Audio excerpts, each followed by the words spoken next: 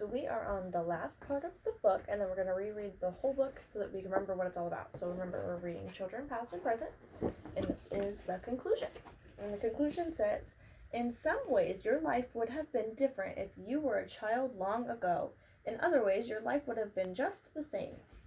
And then it says, what do you think life will be like for children in the future?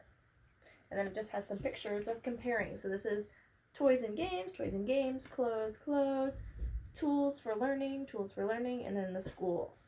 All right, so now I'm going to go back to the beginning, and we're going to read all of it over again, and then we can talk about it with people that are in our homes.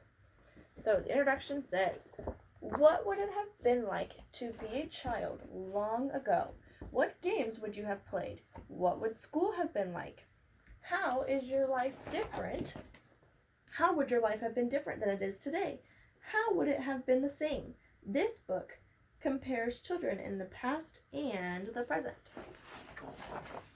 All right, chapter 1, Toys and Games. Children have always found ways to have fun. In the past, children played with dolls, balls, jump ropes, and other toys. They also played with games and sports. Today, children still play games and sports. They still have toys too. But now, many toys use battery power. Many games use computer technology. Chapter 2 is about clothes. Hundreds of years ago, most children had only a few clothes. Their clothes were made at home. Later, families would shop in stores, but there weren't many choices. Today, families still shop for clothes in stores, but they also shop online. Children have many kinds of clothes for play, school, and special times.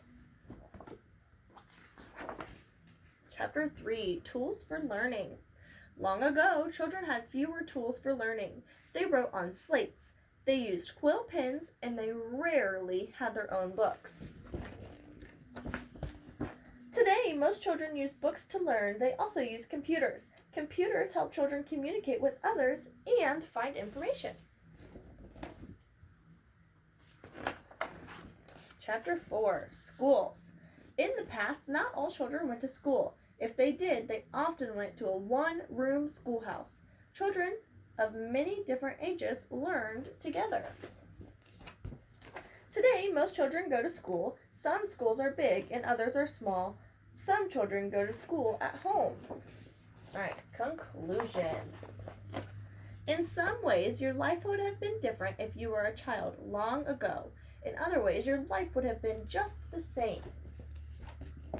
What do you think life would be like for children in the future? So I actually want you to talk about that with the person that's helping you watch these videos.